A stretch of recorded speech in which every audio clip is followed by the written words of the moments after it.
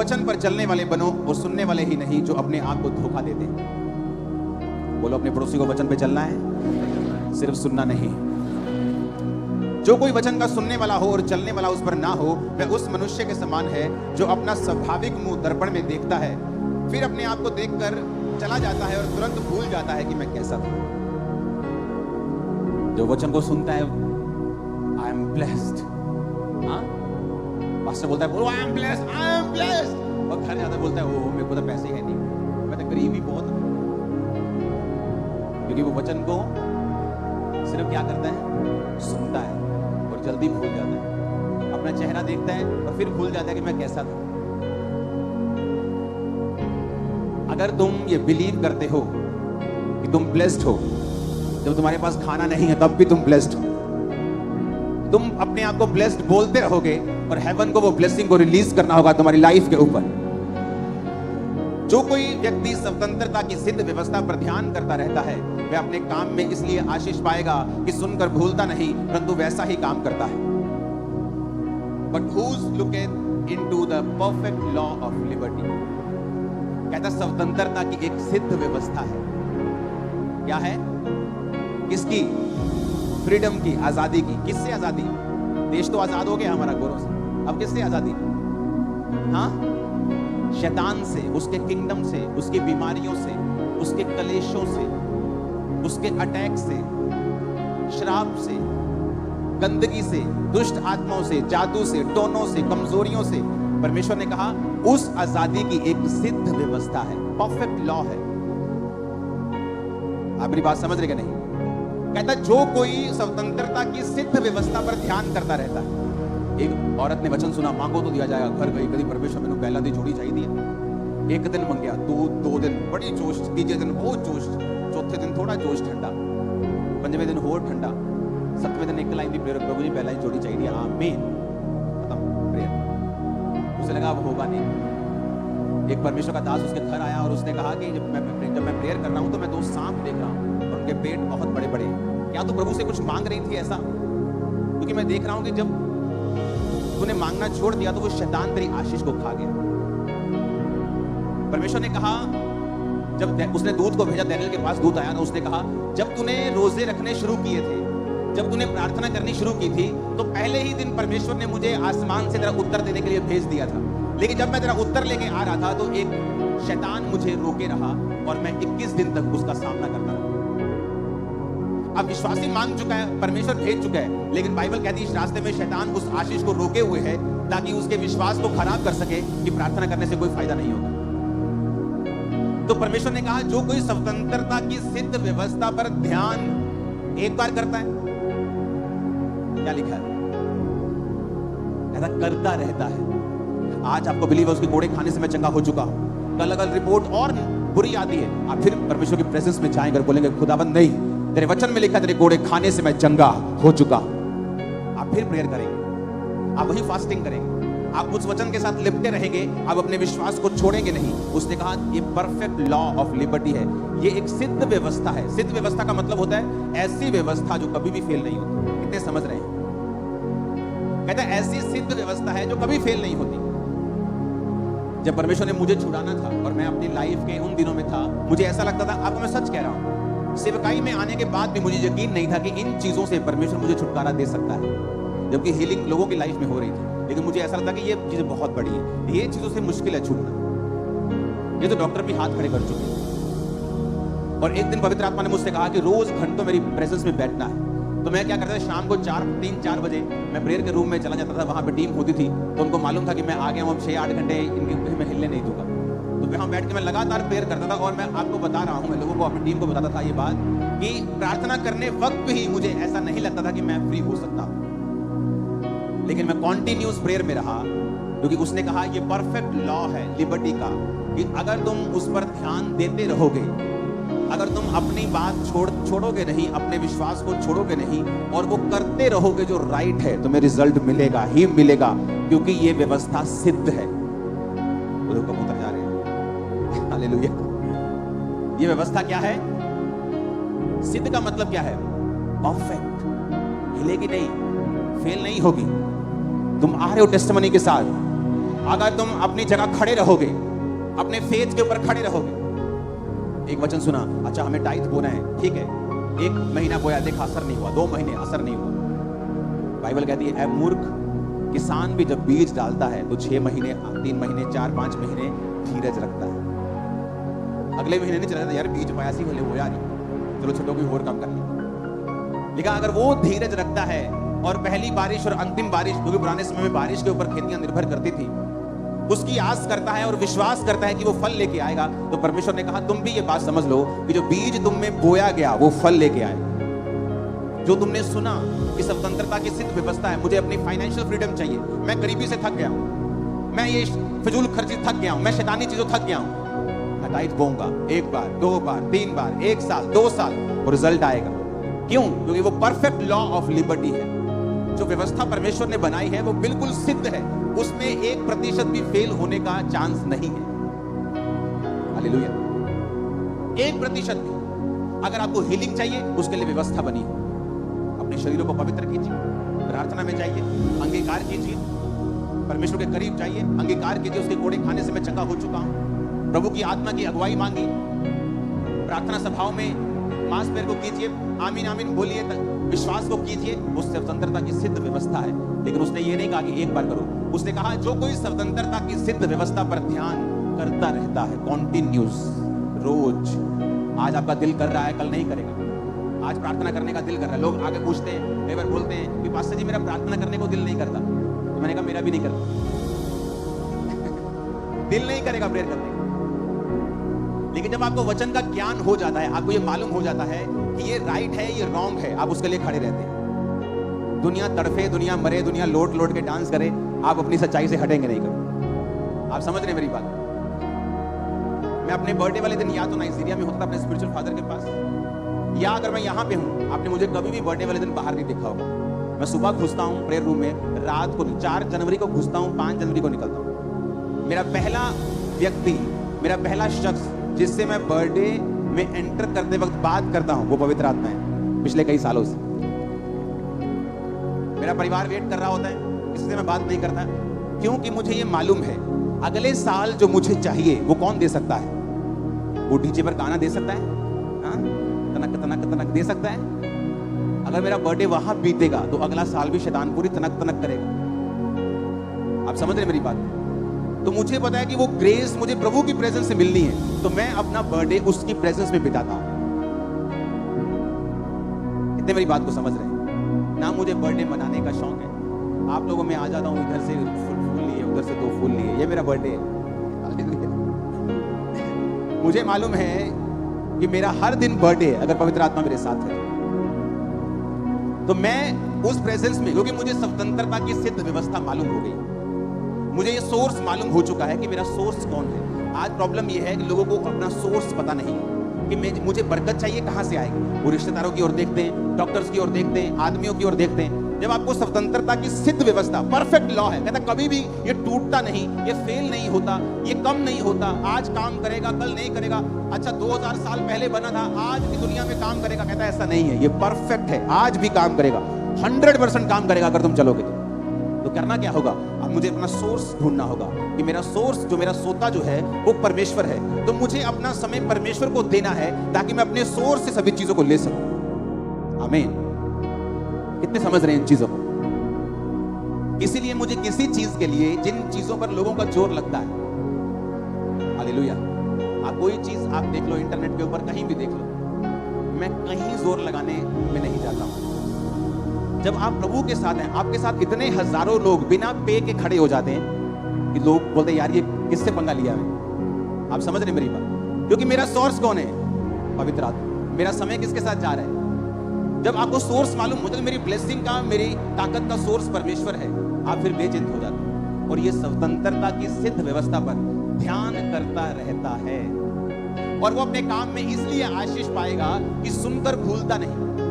उसे सुन गया कि मुझे टाइट देना है, सुन गया मुझे प्रेयर करनी है, सुन गया मुझे इस तरह से परमेश्वर में चलना है, और बाइबल कहती फिर उसे भूलता नहीं, उसे रोज करता है, दिल करे ना करे, मन करे ना करे, सिचुएशन बदल जाए, परिस्थितियां बदल जाएं, लेकिन वो उसी वचन पे खड़ा रहता है, तो बाइबल कहती है उससे स्वतंत्रता पाने से कोई भी रोक नहीं सकता। अगर आप जेन्युइन हैं और आप परमेश्वर से एक जेन्युइन फ्रीडम को लेना चाहते हैं, आपको वचन के ऊपर कंप्लीट चलना पड़ेगा।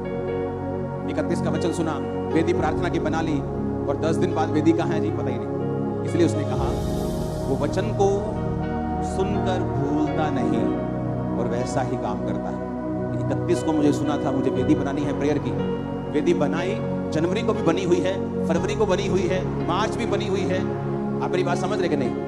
ये नहीं 31 को वचन सुना, 2, 3, 4 जनवरी को बनी, 5 को मिस हो गई, 6 को मिस हो गई, 10 ਨੂੰ फिर खोता बोर्ड थे, फिर वही कुछ, वही गाने, वही टीवी, वही सिस्टम, कुछ बदला नहीं। बस 31 नाइट के बाद 4 दिन बदले, उसके बाद फिर होते होते। इसलिए परमेश्वर ने कहा तुम डिलीवर नहीं, इसलिए तुम स्वतंत्र नहीं, इसीलिए तुम कंट्रोल नहीं कर पा रहे अपनी लाइफ के उन हिस्सों को जहां तुम चाहते हो कंट्रोल हो।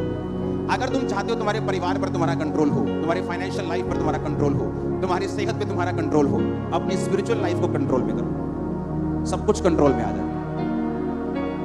अगर तुम्हारी स्पिरिचुअल लाइफ कंट्रोल में आ गई, सब चीजें ऑन लाइन में आ जाए। फिर पढ़ेंगे उसको, कहता है वो स्वतंत्रता की जो व्यक्ति सिद्ध व्यवस्था पर ध्यान करता रहता है वो अपने काम में इसलिए आशीष पाएगा कि सुनकर भूलता नहीं।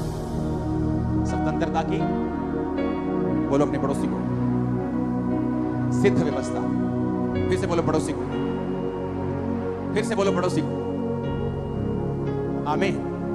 एक ऐसी व्यवस्था जो कभी फेल नहीं होती, एक ऐसी व्यवस्था जो कभी फेल नहीं होगी, वो स्वतंत्रता की है, वो फ्रीडम की है।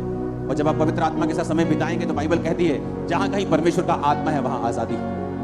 आपको क्या लगता है आप प्रार्थना की वेदी बनाकर रोज प्रभु के सामने जाएंगे, आपको क्या लगता है वो आपसे बात नहीं करेगा? हो सकता है वो प्रार्थना के समय आपसे बात ना करे, लेकिन जब प्रार्थना करने के बाद आप अपने काम पर जा रहे हो, किसी एक विश्वासी के द्वारा वो आपकी जिंदगी में कोई इंटरेक्ट बात कर जाए। ऐसी चीजें आपकी लाइफ में होनी शुरू हो जाएं जो आपने कभी एक्सपेक्ट नहीं की, क्योंकि आपने स्वतंत्रता की सिद्ध व्यवस्था पर ध्यान दिया, आपने जो वचन बताया गया था उसको भूले नहीं और आप उसको वैसा ही करते रहे। आमीन। उसने कहा वो व्यक्ति भूलता नहीं परंतु वैसा ही करता है। अपने पड़ोसी को बोलो जैसा सुना है वैसा ही करना है। आमीन। स्वतंत्रता की सिद्ध व्यवस्था, कहता है ये सिद्ध है, ये परफेक्ट है, ये फेल नहीं होगी। आप रोज पवित्र आत्मा की प्रेजेंस में जाएंगे, उसकी वेदी बनाएंगे, आपको क्या लगता है वो आपसे बात नहीं करेगा? वो आपको छुड़ाएगा नहीं, वो आपसे बात करेगा अपने तरीके से। उस सिस्टम को ऐसा बनाएगा कि आप आपके आसपास, सुनो मेरी बात, बाइबल कहती है जब हम मत्ती की पुस्तक पढ़ते हैं कि जीसस क्राइस्ट जब यूहन्ना बंदी बना लिया गया तो गलील को छोड़कर वो चले गए कफरनहूम। पता क्या लिखा गया? कहता इसलिए कि लिखा है, यशायाह भविष्यवक्ताओं के द्वारा, कि जो अंधकार में पड़े थे उन्होंने बड़ी ज्योति देखी। जीसस क्राइस्ट जब गलील को छोड़ के गए तो वो लिखा हुआ था।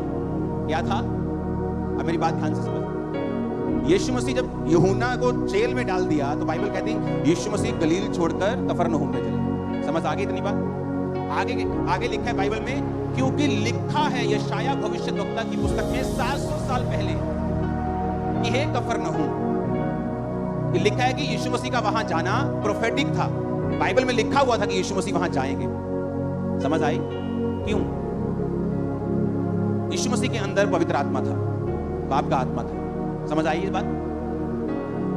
जिस दिन आप जीसस क्राइस्ट को अपना उद्धारकर्ता ग्रहण करते हैं, ये बड़ी डीप चीज मैं आपको बता रहा हूं, आपके अंदर परमेश्वर का आत्मा आ जाता है। ओके? अब आपको मालूम है आप जो भी करेंगे या आप जहां भी जाएंगे वो सब ऑलरेडी प्लान्ड है परमेश्वर के द्वारा। आपको लगता है आप फिर से वही बोरिंग जॉब पे जा रहे हो, मॉर्निंग 9। नहीं, वो चेंज हो चुका है। वहां से कहीं और डायरेक्शन में खुदाबंद का स्पिरिट आपको ले जाएगा। पता है क्यों? क्योंकि होली स्पिरिट कहां है आपके? जब जीसस के अंदर होली स्पिरिट था तो लिखा वो जहां भी जा रहा था वो ऑलरेडी डिसाइड हो चुका था बाप के द्वारा कि ये वहां जाएगा। इसलिए बाइबल कहती है कि धर्मी के स्टेप्स गॉड के ऑर्डर किए होते हैं, खुदा की ओर से होते हैं। आप मेरी बात समझ रहे हैं? इसलिए कहा कि जब पवित्र आत्मा तुम्हारे अंदर हो तो पाप की ओर मत जाओ, क्योंकि वो परमेश्वर का रास्ता नहीं है। वहां आप डिवाइन हेल्पर्स नहीं पाएंगे, वहां आप पीस नहीं पाएंगे, वहां तरक्की नहीं होगी, वहां आप परमेश्वर के मकसद को पूरा नहीं कर पाएंगे, वहां शैतान से आजादी नहीं होगी। जब आप परमेश्वर की आत्मा आपके अंदर आ गया, उसके बाद आप विश्वास से चलते जाओ, क्योंकि परमेश्वर चीजों को अरेंज करेगा।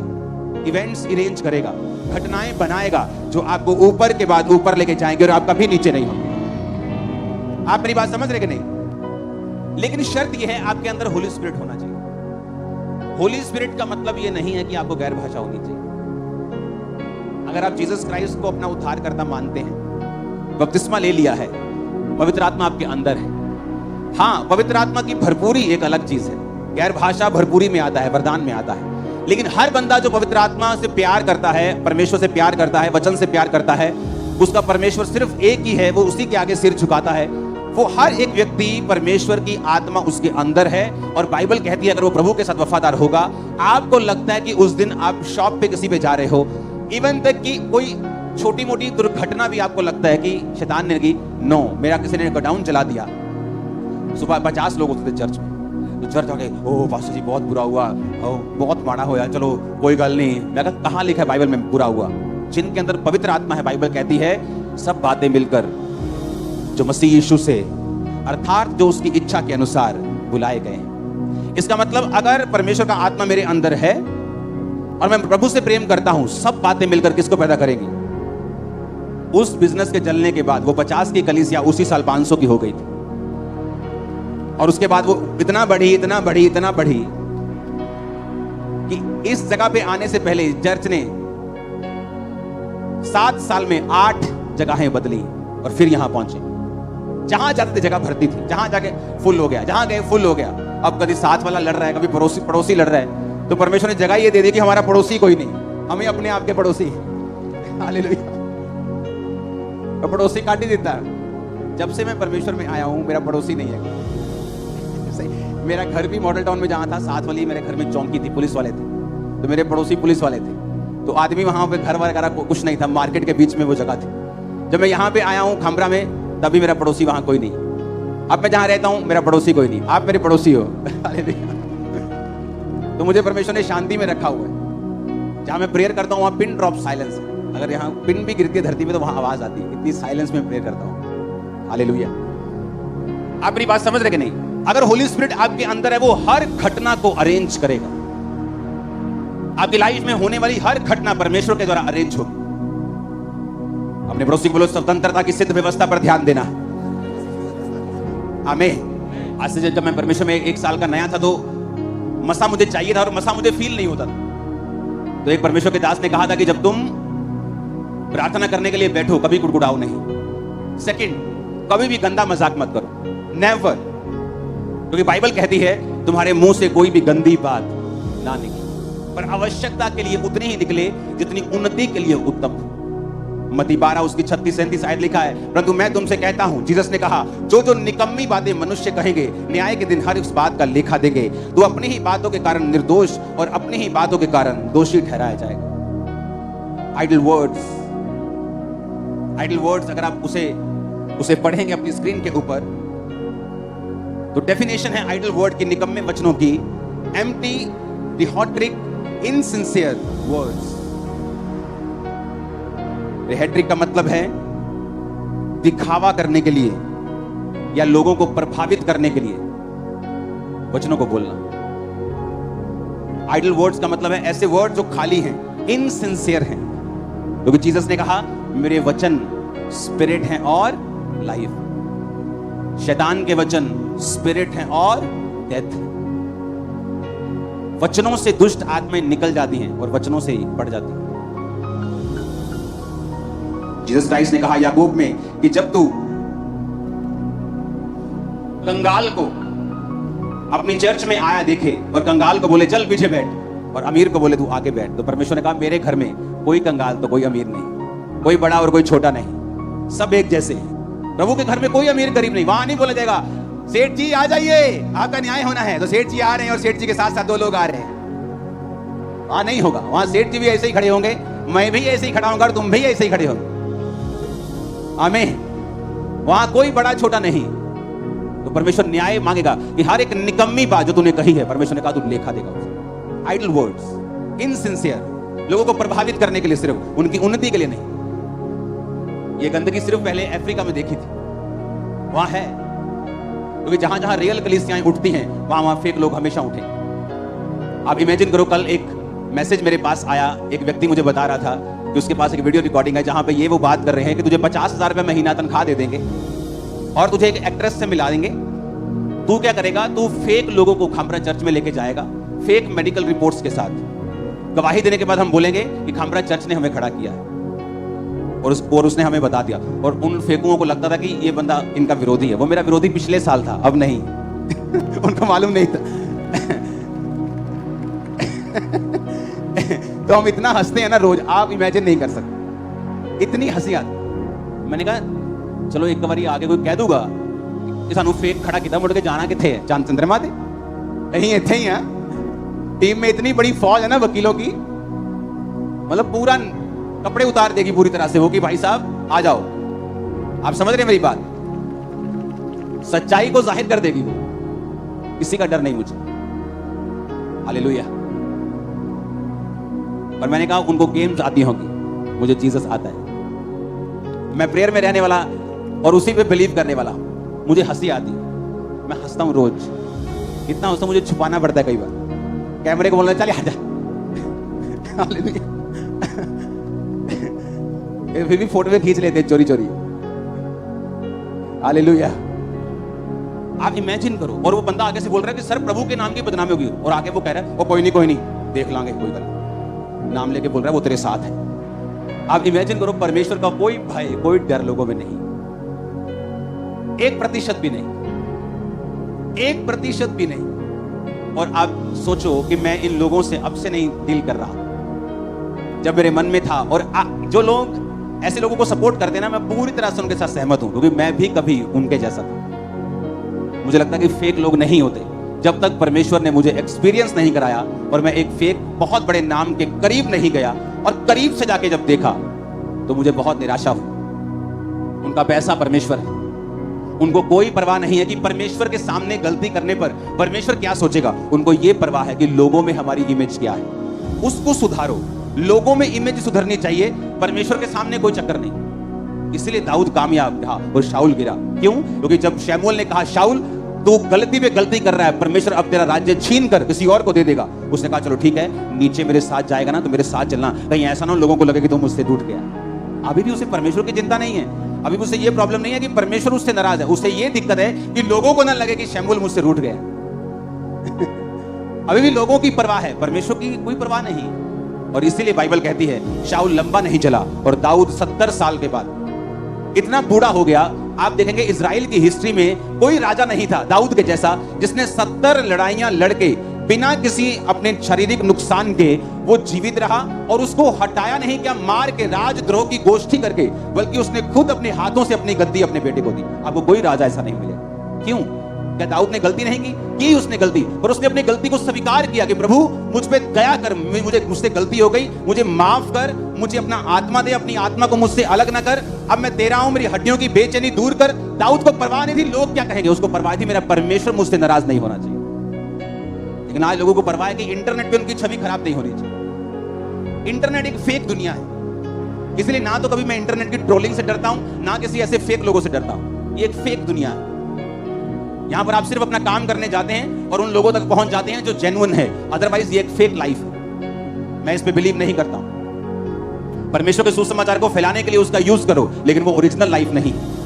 बड़े बड़े भाषण देने वाले अगर आप उनकी फैमिलीज में जाके देखेंगे, आपको महसूस होगा कि इनके लाइफ में परमेश्वर एक रत्ती भर भी नहीं। मैं आपको सच कह रहा हूं, आपको महसूस होगा। एक विश्वासी भी ऐसा अपनी वाइफ के साथ नहीं करता होगा जो ये लोग करते हैं।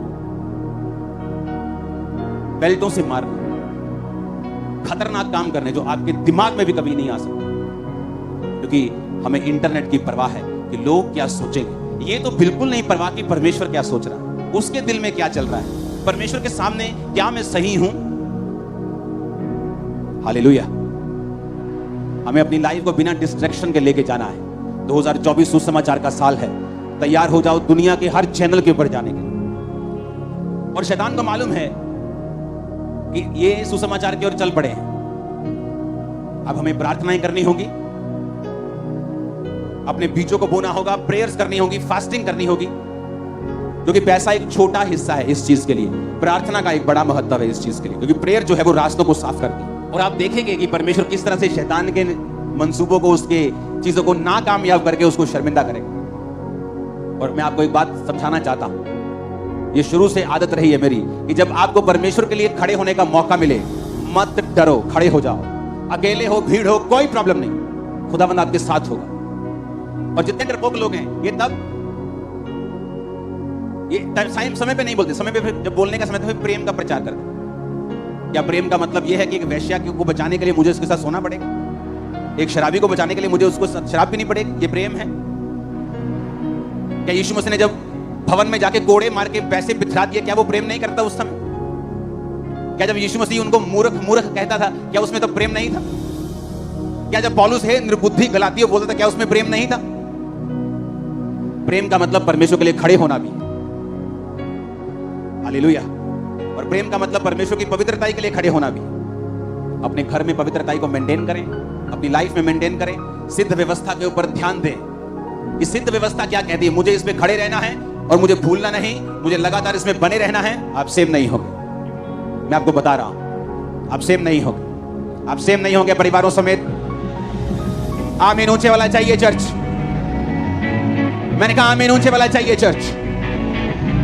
हमारा चर्च के पास आज से 17 साल पहले भी जो हील हुए थे उनका डाटा है। तुम एक गेम खेलोगे, मैं 1000 बंदा खड़ा कर दूंगा जो आज गवाही देगा कि 15 साल पहले मैं कैंसर से हील हुआ हूं। ये मेरी फोटो तब की, ये अब की। क्या कर लोगे तुम जेन्युइन को हरा नहीं सकते, तुम लाख कोशिश करो। और ये टेस्ट है, फर्स्ट आएंगे। आमीन। तुम भी मेरे साथ फर्स्ट आने वाले। हालेलुया। ऊंची आवाज में हालेलुया। पिछले डिलीवरेंस मीटिंग से लेके 31 नाइट तक जितना वचन प्रीच हुआ है उसे दोबारा सुनो घर जाकर और उसे फॉलो करो। डिलीवरेंस वीक से कब तक? बोलो अपने पड़ोसी को, डिलीवरेंस वीक से 31 नाइट। और मैं अपनी टीम को बोलना चाहता हूं, जो आप लाइव चलाते हो, 31 से लेके सारे सरमन अलग अलग चलाओ लाइव पर। जब भी लोग देखें तो यही इन्हीं चीजों को देखें और उन्हें दोबारा सुनो और दोबारा सुनो और उसे फॉलो करो। और ये देखो कि आप भूले नहीं जो वचन बोले गए हैं, आप उन्हीं पे चलते रहें। 2024 आपकी टेस्टिमनी बिल्कुल श्योर है। मैं आपको सच कह रहा हूं, 100% श्योर है। जो वचन मैंने आपको डिलीवरेंस वीक्स के दौरान दिया है वो आम वचन नहीं है। अगर आप उसे दोबारा सुनेंगे आपको लगेगा प्रभु अभी भी मुझसे बात कर रहा है। उसको सुनो दोबारा से और उसको फॉलो करो, क्योंकि परफेक्ट लॉ ऑफ लिबर्टी यही है। अगर मुझे लिबर्टी चाहिए तो यही लॉ है और ये परफेक्ट है, ये सिद्ध व्यवस्था है जो परमेश्वर ने मुझे दी है। और बस एक उसकी कंडीशन है कि उसे करते जाना है, उसे छोड़ना नहीं है। दिल करे ना करे, वातावरण कैसा है, परिस्थितियां कैसी हैं, दुख है सुख है, नो प्रॉब्लम। दिल कर रहा है नहीं कर रहा, करते जाना है, करते जाना है, करते जाना है। आप सेम नहीं होंगे। आमीन ऊंचे वाला चाहिए चर्च। आमीन ऊंचे वाला चाहिए चर्च। Hallelujah, hallelujah. अपने पड़ोसी को बोलो, परफेक्ट लॉ ऑफ लिबर्टी, सिद्ध व्यवस्था स्वतंत्रता की तुझे ध्यान देना है। वचन जो सुना है भूलना नहीं है और उस पर चलते जाना है।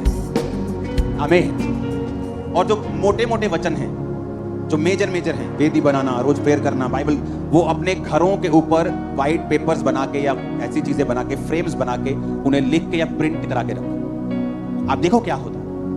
ओके, अपने बेडरूम में, अपने बाथरूम में, अपने जहां भी, मुझे प्रेयर भूलना नहीं है, वचन भूलना नहीं है। हर जगह जहां आप जाएं आपको वो नजर आए और वो आपके दिमाग में छप जाना चाहिए। आप जहां भी अपने घर में जाएं वो सामने लिखा हो, आज प्रेयर की है क्या? हालेलुया। क्या आज बाइबल पढ़ ली है? तो आपको समझ आएगा। ये मेजर वचन जो हैं आपके घरों में लिखे होने चाहिए, आप नोटिस करोगे। मैं आपको बता रहा हूं, डिलीवरेंस खेल नहीं है, ये इंटरटेनमेंट नहीं है, ये एक सीरियस इशू है। फैमिली डिलीवरेंस, नशों से फैमिली की डिलीवरेंस लेना, पापों से, शराबों से, गरीबी के श्राप से इजी नहीं है। आपको एफर्ट करना पड़ेगा और लगातार टिके रहना पड़ेगा और आप फ्री होकर वापस आए। चलो तो सही, आज से स्टेप लेना स्टार्ट करेंगे। आमीन। जो वचन बोला गया, प्रीच किया गया पिछले हफ्तों में, आप उस पर चलेंगे, आप उसको सुनेंगे, आप उसको फॉलो करेंगे, फिर आपको यह समझ आएगी कि आपको इन वचनों के ऊपर कॉन्टिन्यूस ध्यान देना है और इन पे चलना है। सिद्ध व्यवस्था स्वतंत्रता की दिमाग में रखना है कि लिबर्टी की, फ्रीडम की एक व्यवस्था है सिद्ध, जो मुझे मिली है वचनों से, बाइबल से, प्रोफेटिक वर्ड के रूप में, मुझे उसको फॉलो करना है और मैं कभी फेल नहीं होगा। आप में से एक भी जन फेल होने के लिए नहीं बनाया गया। Single person. इमेजिन करो जो साइंटिस्ट है ना, एक साइंटिस्ट था ना जो बिल्कुल व्हीलचेयर के साथ जुड़ा हुआ था, क्या उसका नाम है? स्टीव हॉकिंस, ऐसा कुछ नाम है, हाँ? या स्टीवन हॉक, जो भी उसका नाम है। इमेजिन करो वो बोल नहीं सकता, चल नहीं सकता, कुछ नहीं कर सकता, लेकिन महान साइंटिस्ट में आता है। सोचो एक आदमी अपनी शारीरिक एबिलिटी से इतना बढ़ सकता है, और सोचो जिसके अंदर पवित्र आत्मा है वो कहां जा सकता है, किस पोजीशन पे जा सकता है, कैसे झंडे गाड़ सकता है अगर वो खुदा के नाम में आ जाए तो। आप समझ रहे हैं मेरी बात? जस्ट वो फेथ जगाने वाला काम है कि अगर परमेश्वर मेरे साथ है मैं क्या कर सकता हूं। अपने हाथों को उठा, अपने घुटनों के बाहर आ जाओ, अपने हाथों को उठाकर थैंक यू जीसस, हिलाओ अपने हाथों को, थैंक यू जीसस बोलो। याद रखो, मनन करना, मेडिटेट करना बहुत इंपॉर्टेंट है डिलीवरेंस के लिए। कि क्या बोला गया था मुझे, जो बोला गया था उस पर भी मनन करते रहना, क्योंकि ये परफेक्ट लॉ है, कभी गिरेगा नहीं। उस पर चलना, उसके विषय में काम करना, योजनाओं को बनाना कि मैं किस तरह से इस वचन के ऊपर चलकर इसे पूरा करूंगा। आप जानते हैं जीसस ने क्या कहा? जीसस ने कहा अन्य जातियां इन्हीं वस्तुओं की खोज में रहती हैं, वो क्या खाएंगी, पिएंगी, रहेंगी, जाएंगी, लेकिन तुम्हारा स्वर्ग के पिता जानता है तुम्हें इन वस्तुओं की जरूरत है। कहा कि नहीं कहा? आंखें खोल के मेरी ओर देखो, कहा कि नहीं कहा? पर जीसस ने कहा परंतु तुम मेरे धर्म और राज्य की क्या करो, तो ये वस्तुएं भी तुम्हें पीछे बढ़ के क्या होंगी। लोगों को पता क्या लगता है जब जीसस बोल रहे ना खोज करो, आपको क्या लगता है खोज कैसे होगी? अच्छा ये बताओ, आसान होगी कि मुश्किल होगी? कभी खोज करते देखा डायनासोर की हड्डियों की? आसान होती? भाई साहब 10-10 साल एक पहाड़ को खोदते रहते, खोदते भी ऐसे नहीं कि जेसीबी लाई धैड़ दे रही थी, खोद दी इतने से ब्रश से ऐसे 10-10 साल, 5-5 साल खोज करने वाले। खोज करना फोकस वालों का काम है। खोज करने का मतलब है कि अपनी लाइफ की सारी एनर्जी इकट्ठी करके एक चीज पे लगा दे, उसे खोज बोलते। पीएचडी स्टूडेंट है यहां पे? ओके सुनो, जब पीएचडी स्टूडेंट को बोला जाए एक खोज करो, एनर्जी लगती है, समय लगता है। कितने मेरी बात को समझ रहे हैं? जब खोज करने के लिए बोला जाए तो वो आसान नहीं है। खोज का मतलब होता है कि अपनी लाइफ की सारी डिस्ट्रैक्शंस को छोड़ के एक खोज में लग जाओ। जीसस ने कहा मेरे धर्म और राज्य की खोज करनी। खोज आसान नहीं, लोगों को लगता है खोज करो मतलब चर्च जाओ तो खोज हो गई। नो नो नो, खोज करने का मतलब है अपनी लाइफ की कमियों को देखना, परमेश्वर के वचन में बढ़ना, उसके भेदों को समझना, परीक्षाओं में परमेश्वर के साथ वफादार रहना, अपनी लाइफ की पूरी एनर्जी और फोकस खोज के ऊपर लगाना। कहता जब तुम ये करोगे सब वस्तुएं तुम्हें मिल जाए। ये आसान नहीं है। इसलिए आप देखते हो लोगों की लाइफ में कि यार ये क्रिश्चियन है, लेकिन इसके जीवन में तो वो सब नहीं है जो परमेश्वर ने कहा कि सब वस्तु तुम्हें मिल जाएगी।